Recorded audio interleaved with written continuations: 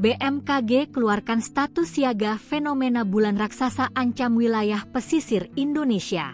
Fenomena langit langka diperkirakan akan terjadi di langit Indonesia pada 5 November 2025. Badan Meteorologi, Klimatologi, dan Geofisika atau BMKG menyebutkan pada tanggal tersebut bulan akan berada pada fase purnama atau yang dikenal dengan istilah supermoon. Pada fase ini, posisi bulan berada pada titik terdekat dengan bumi sehingga tampak lebih besar dan lebih terang dibandingkan purnama biasanya.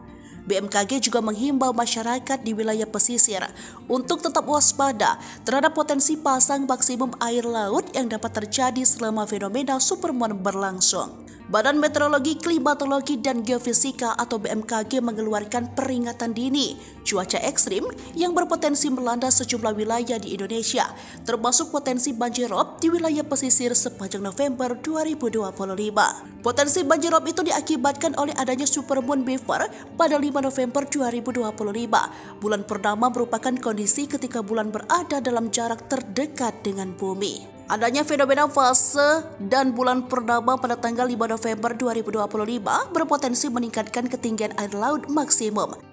Terang BMKG dikutip dari Instagram resminya yang diunggah pada Sabtu 1 November 2025.